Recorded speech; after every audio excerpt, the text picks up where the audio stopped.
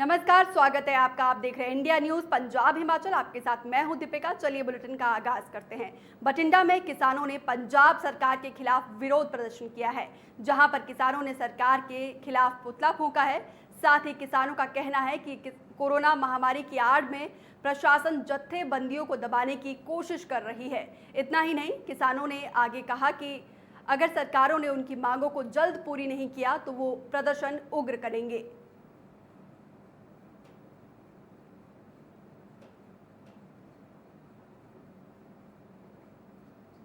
वहीं केंद्र सरकार की तरफ से कृषि सुधार के नाम पर लाए जा रहे 3 ऑर्डिनेंस को लेकर सियासत पूरी तरह से गर्माती दिखाई दे रही है। एक तरफ किसान इन ऑर्डिनेंस के विरोध में उतर आए हैं, तो वहीं दूसरी तरफ राजनीतिक पार्टियों में खलबली मची हुई है। इस मामले में कैबिनेट मंत्री तृप्त राजेंद्र बाजवा ने अकाली दल को पर निशाना साधते हुए कहा कि कृषि सुधार के नाम पर लाए जा रहे तीनों ऑर्डिनेंस को लेकर अकाली दल अपना स्टैंड क्लियर करे, क्योंकि एक तरफ तो शिरोमणि अकाली दल इन ऑर्डिनेंस को पार्लियामेंट में नहीं लाने की सिफारिश कर रही है, लेकिन अगर केंद्र सरकार ऑर्डिनेंस लेकर आती है तो सुखबीर सिंह बादल और हरसिमरत कौर बादल क्या स्टैंड लेंगे।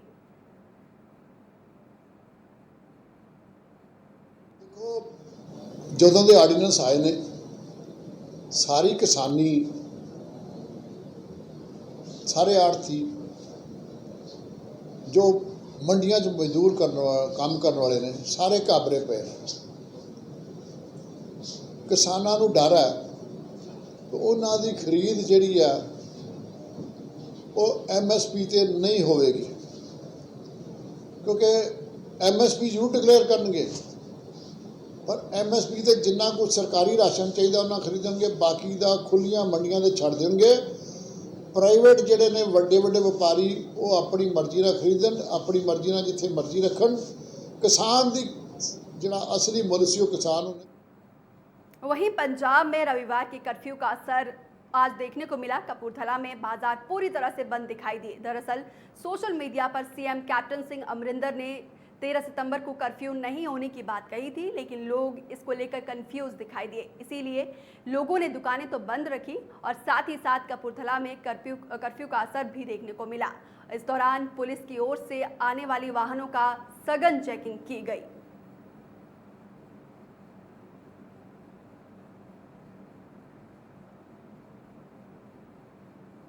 पटियाला में बढ़ रहे कोरोना मामलों के बीच वार्ड 40 के लोगों ने वार्ड के MC और थाना के इंचार्ज को एक विश्वास पत्र सौंपा है, जिसमें उन्होंने सरकार की तरफ से दी गई कोरोना की गाइडलाइंस को पूरा करने का वादा किया है। साथ ही कहा है कि सरकार की तरफ से जो भी टीम कोरोना के टेस्ट करवाने के लिए आएगी वो अपना टेस्ट ज़रूर करवाएंगे और बाकी लोगों से भी इसकी अपील करेंगे कि वो लोग अपना कोरोना जांच ज़रूर करवाएं। दरअसल पिछले कुछ दिनों से पंजाब में कोरोना टीम को देखकर लोगों के भागने के मामले सामने आ रहे थे, इसीलिए पटियाला के निवासियों ने ये पहल की है। वहीं इलाके के निवासियों और थाना इंचार्ज ने मिलकर मिशन फतेह के नारे भी लगाए हैं। मैं सारिਆਂ ਨੂੰ 40 ਨੰਬਰ ਵਾਰਡ ਵਿੱਚ ਜੀ ਆਇਆਂ ਨੂੰ ਕਹਿੰਦੀ ਆ ਕਿ ਜੋ ਮਹਾਮਾਰੀ ਅੱਜ ਕੱਲ ਚੱਲ ਰਹੀ ਆ ਪੂਰੇ ਦੇਸ਼ 'ਚ, ਪੂਰੇ ਪੰਜਾਬ 'ਚ, ਪੂਰੇ ਵਰਲਡ 'ਚ, ਅਸੀਂ ਇਹਨਾਂ ਨੂੰ ਰੋਕਣ ਲਈ ਸਾਰੇ ਟੀਮਾਂ ਜਿਹੜੀਆਂ ਵੀ ਸਾਡੇ ਪਾਸ ਆ ਰਹੀਆਂ ਨੇ ਉਹਨਾਂ ਨੂੰ ਸਾਰਿਆਂ ਨੂੰ ਅਸੀਂ ਸਹਿਯੋਗ ਦੇਵਾਂਗੇ और ਵੱਧ ਤੋਂ ਵੱਧ ਜਿੰਨੇ ਵੀ कोविड टेस्ट हो रहे ने असी उन्हां दा करवावांगे और करवा रहे हैं और असी ਵੱਧ ਤੋਂ ਵੱਧ ਇਹ ਮਿਸ਼ਨ ਨੂੰ। देखो मैं ਤੁਹਾਨੂੰ ਇਹ ਦੱਸ ਦੇਣਾ ਚਾਹੁੰਦਾ ਕਿ ਜਿਹੜੀ ਇਹ ਮਹਾਮਾਰੀ ਹੈ ਪਿਛਲੇ ਕਰੀਬ 6 ਮਹੀਨੇ ਤੋਂ ਆਪਣੇ ਦੇਸ਼ 'ਚ ਆਪਣੀ ਸਟੇਟ ਦੇ ਵਿੱਚ ਐਂਟਰ ਕੀਤੀ ਹੋਈ ਹੈ। ਅਸੀਂ ਲਗਾਤਾਰ ਇਹਦੇ ਤੇ ਫੋਕਸ ਕਰ ਰਹੇ ਹਾਂ, ਕੰਮ ਕਰ ਰਹੇ ਹਾਂ ਦਿਨ ਰਾਤ। ਪਰ ਅੱਜ ਜਿਹੜਾ Shri Sandeep Malhotra MC ward number 40 ਤੇ ਇਹਨਾਂ ਦੇ ਸਹਿਯੋਗੀ ਮੈਦਾਨ ਜੀ, ਭੈਣ ਜੀ ਜੋਗਿੰਦਰ ਜੀ ਹੋਰਾਂ ਨੇ ਸਾਨੂੰ ਬੁਲਾ ਕੇ ਇੱਥੇ ਮਾਨ ਸਨਮਾਨ ਦਿੱਤਾ ਹੈ ਤੇ ਆਪਣੀ ਵਾਰਡ 'ਚ ਇਹਨਾਂ ਨੇ ਜਿਹੜਾ ਅੱਜ ਬੜਾ ਵਧੀਆ ਅਵੇਅਰਨੈਸ ਕੀਤੀ ਹੈ। ਡੋਰ ਟੂ ਡੋਰ ਜਾ ਕੇ, ਗਲੀ ਗਲੀ ਜਾ ਕੇ ਇਹਨਾਂ ਨੇ ਸਾਰੇ ਲੋਕਾਂ ਨੂੰ ਜਾਗਰੂਕ ਕੀਤਾ ਹੈ ਕਿ ਜਿਹੜੀ ਇਹ ਮਹਾਮਾਰੀ ਹੈ कोरोना सभी लोगों पर कहर बनकर बरस रहा है। इसका असर हर तबके के व्यापार पर देखने को मिला है। कोरोना के चलते देशव्यापी लॉकडाउन लगाया गया था और सभी सामाजिक कार्यक्रमों पर पाबंदी लगाई गई थी, जिसके बाद से बहुत से लोगों को आर्थिक परेशानियों का सामना करना पड़ा है। अब लॉकडाउन तो हट गया है, लेकिन कुछ लोगों की जिंदगी ढर्रे पर नहीं लौटी है। देखिए ये खास रिपोर्ट। कोरोना की मार, व्यापार हुआ बेहाल। जहां पंजाब के गुरदासपुर में marriage palace, tent house, DJ, photographers कार्यक्रमों में कमी होने के चलते खासे परेशान हैं। पहले के मुकाबले आज शादी ब्याह के कार्यक्रम काफी कम हो गए हैं, जिसकी वजह से उनके पास ऑर्डर भी कम आ रहे हैं। कम ऑर्डर आने की वजह से इनके लिए घर का गुजारा करना भी मुश्किल हो गया है। लगातार हो रही परेशानी को देखते हुए इन लोगों ने पंजाब सरकार से राहत की मांग करते हुए कि उन्हें मैरिज पैलेस में ज्यादा लोगों को इकट्ठा करने की परमिशन दी जाए, ताकि उनके घर का खर्चा निकल सके। उनका कहना है कि सरकार ने सिर्फ 100 लोगों को इकट्ठा करने की परमिशन दी है, लेकिन 7 महीने से खाने तक के पैसे नहीं आ रहे। मेरा नाम राजिंदर है, ठीक है। मेरा डीजे का काम है भाजी। सानू सरकार तो एक मंग है कि भाजी साडा कम से कम 6-7 महीनों तो काम बंद है बिल्कुल। साडा इन्नी प्रॉब्लम है कि साडे घर दे प्रॉब्लम, साडे बच्चे तक भुखे आ। सरकार नू कुछ नहीं पता भाजी, कुछ नहीं पता सरकार नू की हो रहा वा, ठीक है। सानू भाजी साडियां दुकानां, जिन्हां दियां दुकानां ते अपनियां, चलो वो तो कोई चक्कर नहीं। जिन्हें पैलेस एसोसीएशन के ਜਾਂ पैलेस वाले जिन्हें मालक ने और जिन्हें टेंटा वाले ने, टेंट वाले मालक ने, प्रधान ने उन्होंने, और लाइट वाले आ, डीजे वाले आ, फ्लावर डेकोरेशन वाले ने, अपने फोटोग्राफर ने, वो जिन्हें भी है सारे असी इकट्ठे होकर नाल विच ईवन के इत्थों का वेटर ने, हलवाई ने। यूनियन के लोगों का कहना है कि पहले शादी जैसे कार्यक्रमों में हजारों लोग जुड़ते थे, जिनसे उनकी कमाई अच्छी होती थी, लेकिन अब कार्यक्रम कम होने और कम लोगों के आने से कमाई पर तो जैसे रोक ही लग गई है। फिलहाल यूनियन के लोगों ने सरकार से मांगे मानने की अपील की है। मांगे न मानने पर मांग पत्र सौंपने की चेतावनी भी दी है। सरकार ने कोरोना काल में नियमों के साथ लोगों को रियायतें तो दे दी है, लेकिन फिलहाल कोरोना का कहर थमता हुआ नहीं दिख रहा। ऐसे में सरकार किन शर्तों के साथ व्यापारी वर्ग को और राहत दे पाती है, ये देखने वाली बात होगी। गुरदासपुर से नितिन लूथरा, इंडिया न्यूज पंजाब, हिमाचल। वहीं पटियाला में डॉक्टर की बड़ी लापरवाही सामने आई है, जहां गोविंद अस्पताल में इलाज के दौरान 7 साल के बच्चे की मौत हो गई है। परिजनों ने डॉक्टर पर लापरवाही का आरोप लगाते हुए जमकर हंगामा किया है।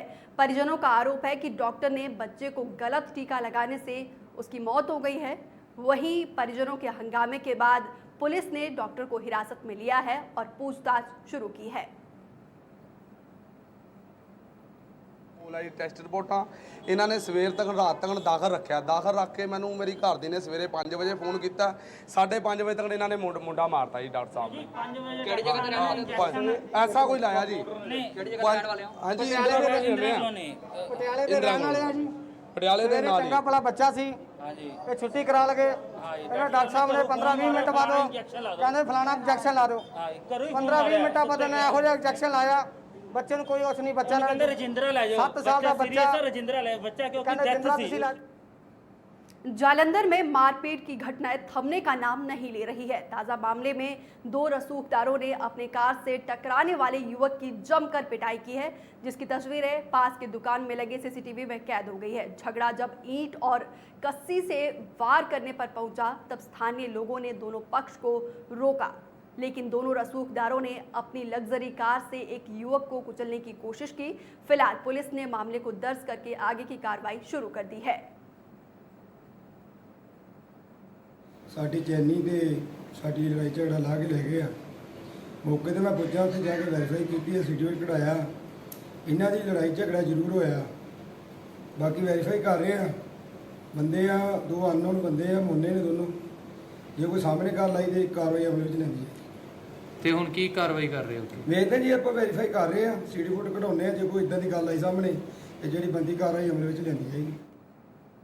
वहीं पटियाला के हल्का सनौर में 2 पक्षों के बीच लड़ाई का मामला सामने आया है, जिसका सीसीटीवी फुटेज सामने आया है। एक पक्ष ने दूसरे पक्ष पर आरोप लगाया है कि उसकी नाबालिग बच्ची के साथ छेड़छाड़ करता था, जिसके चलते ये झगड़ा हुआ है। वहीं सूचना पाकर मौके पर पहुंची पुलिस ने दोनों पक्षों को शांत करवाया और मामला दर्ज किया है।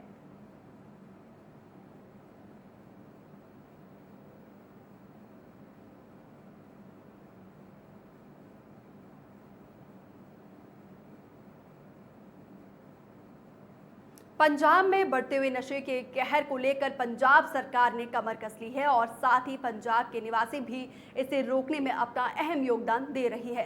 ताज़ा मामला मोगा के दोसांझ का सामने आया है, जहां कुछ लोगों ने एक शख्स की पिटाई की है क्योंकि शख्स ने अपने मोहल्ले में नशा तस्करों के नामों का खुलासा किया था, जिसके बाद से नशा तस्कर गुस्से में आ गया और उन्होंने शिकायतकर्ता कुलदीप की जमकर पिटाई की। ये सारी घटना मोहल्ले की सीसीटीवी में कैद हो गई है। मामले की शिकायत पुलिस में दर्ज कर दी गई है और जांच शुरू हो गई है।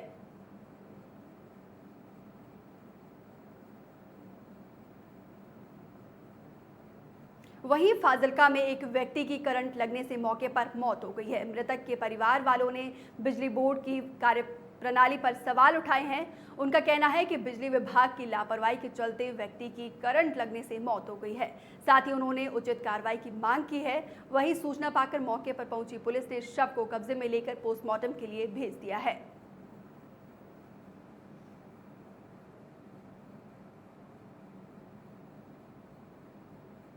सर सानू एक टैलीफोन वसूल होया भी कहते 3 बजे कि पिंड कोठा टंगनी च मंगल सिंह नाम के व्यक्ति नूं बिजली लग चुकी, डेथ हो गई है। उस वक्त डेड बॉडी लैके आए हैं हॉस्पिटल, स्टेटमेंट लैके जो स्टेटमेंट कार्रवाई बनती करांगे। मैं मौके ते गया, उत्थे तार टुटी पई सी, तार टुटन करनी करंट विच सी, खेत किते काम करन गया।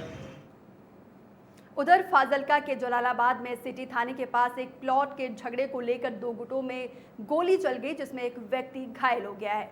घायल को जलालाबाद के सिविल अस्पताल में भर्ती करवाया गया और पुलिस को मामले की जानकारी दी गई है। घायल हुए तलविंदर सिंह हांडा ने बताया कि उसने 8 साल पहले थाना सिटी के पास सेंट्रल गवर्नमेंट की जगह पर एक कब्जे वाले प्लॉट किसी से खरीदा था।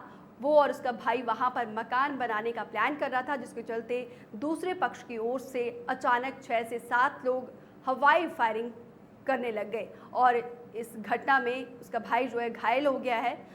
और वहीं तलविंदर ने बताया कि इस झगड़े में एक पुलिस मुलाजिम भी शामिल है। पुलिस ने मामला दर्ज करके जांच शुरू कर दी है।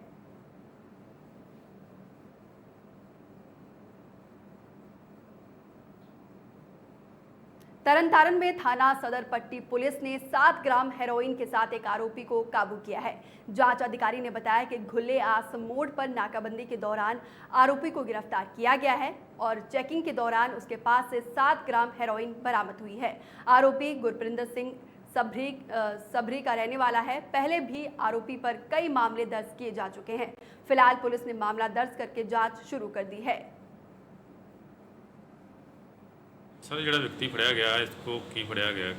ਇਹ ਗੁਰਪਿੰਦਰ ਸਿੰਘ ਇਰੀਸ ਭਿੰਦਾ ਪੁੱਤਰ ਜਸਵੀਰ ਸਿੰਘ ਵਾਸੀ ਸਭਰਾਂ ਦਾ ਰਹਿਣ ਵਾਲਾ ਵਾ। ਇਹ ਘੁੱਲੇ ਵਾਲੇ ਬੰਨ ਤੇ ਬੰਨ ਤੁਰਿਆ ਜਾ ਰਿਹਾ, ਜਿਹਨੂੰ ਐਸੀ ਰਸਾਲ ਸਿੰਘ ਪੁਲਿਸ ਪਾਰਟੀ ਨੇ ਮੌਕੇ ਤੇ ਰੋਕਿਆ। ਮੌਕੇ ਤੇ ਰੋਕਣ ਲੱਗੇ ਤੇ ਇਹਨੇ ਆਪਣੀ ਜੇਬ ਚੋਂ ਕਲਫਾਵਾ ਸੁੱਟਿਆ, ਜਿਹਦੇ ਚ ਇਹਨੂੰ ਪੁੱਛਿਆ ਨੇ ਦੱਸਿਆ ਹੀਰਨ ਆ। ਫਿਰ ਰਸਾਲ ਸਿੰਘ ਨੇ ਮੌਕੇ ਤੇ ਐਸੀ ਚਰਨ ਸਿੰਘ ਨੂੰ ਮੌਕੇ ਤੇ ਬੁਲਾ ਕੇ ਇਹਦੀ ਜਦੋਂ ਕਾਰਵਾਈ ਕੀਤੀ ਤੇ ਉਹ ਹੀਰਨ 7 ਗ੍ਰਾਮ ਤੋਲ ਕੇ ਹੀਰਨ ਨਿਕਲੀ, ਜਿਹਦੇ ਸੰਬੰਧੀ ਇਹ ਤੇ 21/85 ਤਹਿਤ ਐਂਟੀਕੇਸ ਦਾ ਪਰਚਾ ਦਰਜ ਕੀਤਾ ਗਿਆ ਵਾ। ਇਹਨੂੰ ਸੁਭਾਨ ਜੱਜ ਸਾਹਿਬ ਦੇ पेश करांगे, रिमांड लैके अगे पूछगिछ। पटियाला के थाना बहादुरगढ़ में तैनात 2 एएसआई को विजिलेंस ब्यूरो टीम ने रिश्वत लेते आरोप में गिरफ्तार किया है। बताया जा रहा है कि दोनों पर 25,000 रुपए की रिश्वत लेने का आरोप है। जानकारी देते हुए विजिलेंस विभाग के अधिकारी ने बताया कि दोनों पुलिसकर्मियों ने अफीम केस में 25,000 रुपए की रिश्वत ली थी, जिसकी जाँच के बाद ये कार्रवाई की गई है। दोनों आरोपियों को गिरफ्तार करके आगे की कार्रवाई शुरू कर दी गई है।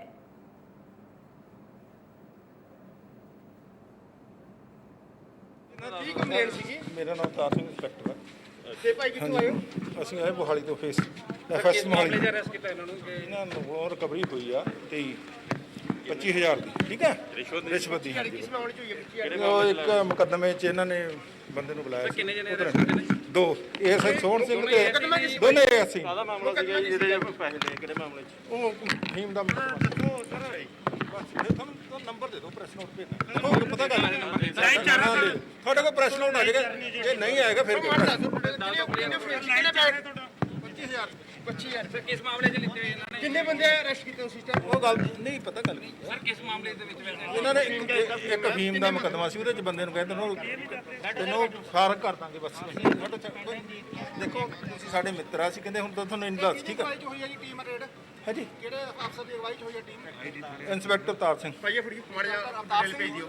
ਹਾਂਜੀ ਤੁਹਾਨੂੰ ਪਾ ਭੇਜ ਦਾਂ, ਕੋਈ ਨਹੀਂ ਛੱਡੋ ਹੁਣ।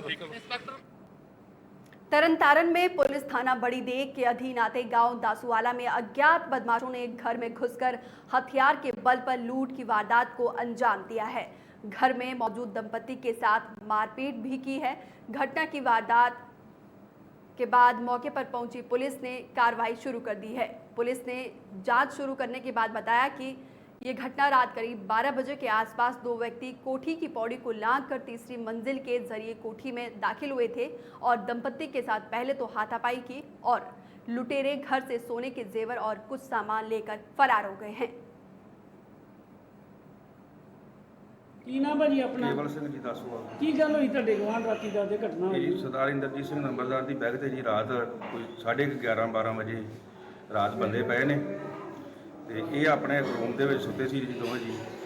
ਤੇ ਇਹਨਾਂ ਨੂੰ ਆ ਕੇ ਤੇ ਪਹਿਲਾਂ ਇਹਨਾਂ ਨੇ ਪੌੜੀ ਲਈ ਹੈ ਜੀ, ਆ ਕੇ ਤੀਜੀ ਮੰਜ਼ਿਲ ਤੱਕ ਇਹਨਾਂ ਨੇ ਪੌੜੀ ਲਾ ਕੇ ਬੰਦੇ ਉੱਪਰ ਚੜ੍ਹ ਗਏ।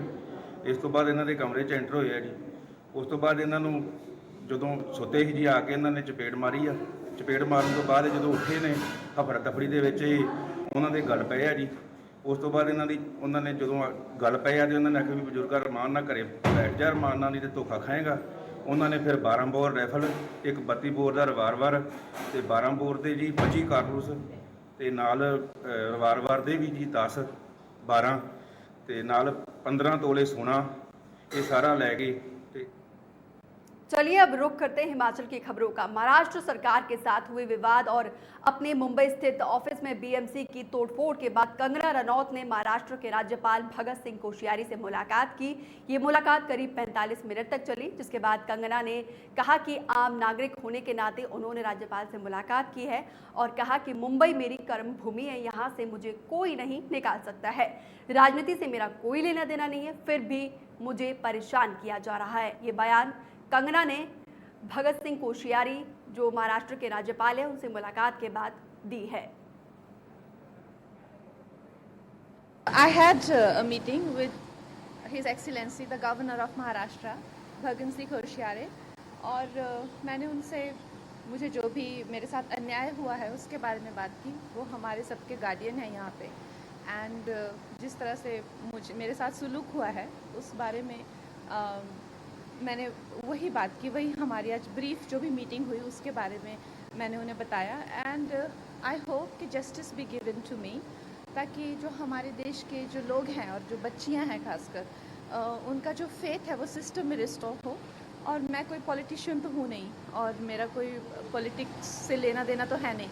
As a common person, as a citizen, as somebody who has started from a scratch in this city which has given me so much, आज अचानक से जब मेरे साथ ऐसा अभद्र व्यवहार हुआ है तो I am very much privileged, और ये मेरे भाग्य हैं कि गवर्नर सर ने मुझे एक बेटी की तरह सुना और मेरी जो भी है मुझे सहानुभूति दी, और मैं ये उम्मीद करती हूँ कि हिमाचल की बेटी और बॉलीवुड क्वीन कंगना रनौत के ऑफिस को तोड़ने की और धमकी देने के मामले में नाहन में बीजेपी महिला मोर्चा ने हस्ताक्षर अभियान चलाया है।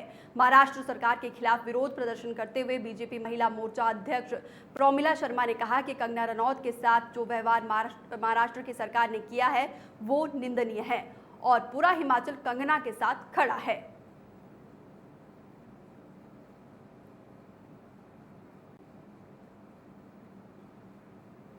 ऊना क्षेत्र की ग्राम पंचायत भद्रकाली के तहत आने वाले बानदू के 29 वर्षीय मेजर नीरज शर्मा की सड़क हादसे में दर्दनाक मौत हो गई है। घटना की सूचना मिलने के बाद इलाके में शोक का माहौल है। मृतक नीरज शर्मा का पार्थिव शरीर रविवार को उनके घर पहुंचा। जानकारी के मुताबिक बीकानेर के समीप बॉर्डर एरिया देखने के लिए सेना के सीईओ सहित मेजर नीरज शर्मा की टीम 5 सितंबर को निकली थी और अपने 7 दिवसीय दौरे को खत्म करने के बाद शाहजहाँपुर की वापसी के लिए निकले थे, लेकिन 50 किलोमीटर के भीतर ही गाड़ी का टायर फट गया और इस हादसे में नीरज शर्मा और एक और अधिकारी की दर्दनाक मौत हो गई। जबकि अन्य कर्मियों का जो है गंभीर रूप से घायल है, जिनका फिलहाल अस्पताल में इलाज चल रहा है।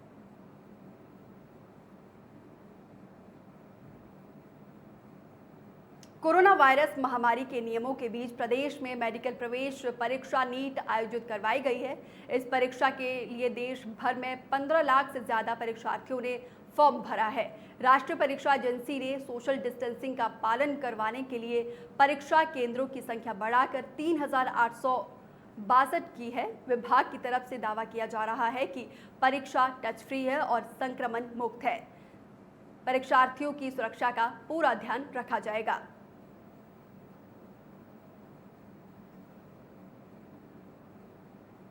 वहीं कोरोना के साए में हिमाचल प्रदेश राज्य प्रशासनिक सेवा की प्रारंभिक परीक्षा शुरू हो गई है। प्रदेश के 260 केंद्रों में ये परीक्षा हो रही है। 48,375 अभ्यर्थी ने प्रारंभिक परीक्षा के लिए आवेदन दिया था, लेकिन कम ही अभ्यर्थी परीक्षा केंद्रों में परीक्षा देने के लिए पहुंचे हैं। किन्नौर और लाहौल स्पीति जिले के अलावा प्रदेश के 10 जिलों में 40 उपमंडलों में परीक्षा केंद्र बनाए गए हैं। कोविड-19 के नियमों का पालन करते हुए ये परीक्षा आयोजित करवाई जा रही है। आज मैं आपको बताना चाहूँगा HPS का एग्जामिनेशन चल रहा है और कोविड-19 को ध्यान में रखते हुए जैसा विभाग की तरफ से निर्देश है उसका पूरा प्रयास किया गया है। सबसे पहले तो सोशल डिस्टेंसिंग को मेंटेन करने के लिए पूरा ध्यान रखा गया है। सीटिंग प्लान भी हमने उसी तरह से बनाया है। एक बेंच छोड़ के 2 मीटर की जो स्पेस हमें कहा है कि 2 मीटर का फासला आपस में कैंडिडेट्स का होना चाहिए और पूरा हमने हर एक रूम में रखा है और 300 कैंडिडेट हमारे पास अलॉटेड है और 9 रूम्स हमारे एक हॉल और 9 रूम जो है हमारे लगे हुए हैं और जिसमें सोशल डिस्टेंसिंग को मेंटेन करते हुए और कोविड-19 के तहत जैसा हैंड सैनिटाइजर या थर्मल स्कैनिंग का था वो गेट पे जैसे ही बच्चे एंटर कर रहे थे, कैंडिडेट एंटर कर रहे थे, वहाँ पर उनका थर्मल स्कैनिंग किया जा रहा है, हाँ सैनिटाइज किया जा रहा है ताकि किसी भी तरह का कोई ऐसा सिम्टम विद्यालय के अंदर ना पहुंचे या इन कैंडिडेट को कोई। ऊना में विदेश से पैसे मंगवाने के लिए अब एक्स्ट्रा चार्ज नहीं देना पड़ेगा। लोग पोस्ट विभाग के माध्यम से विदेश में पैसे भेज सकते हैं और वो भी बिना किसी शुल्क के और बिना किसी शुल्क के मंगवा भी सकते हैं। कोरोना काल में ऊना में पोस्ट विभाग ने लोगों को बड़ी राहत दी है। पोस्ट ऑफिस के जरिए लोग अब विदेश से बिना किसी एक्स्ट्रा चार्ज के पैसे मंगवा सकते हैं और विदेश में पैसे भेज भी सकते हैं। आपको बता दें कि इससे पहले लोग एजेंट के जरिए पैसे मंगवाते थे जो कि एक्स्ट्रा पैसा वसूल करते थे और अब पोस्ट ऑफिस के जरिए लोग बिना किसी एक्स्ट्रा शुल्क के विदेश से पैसे मंगवा सकते हैं।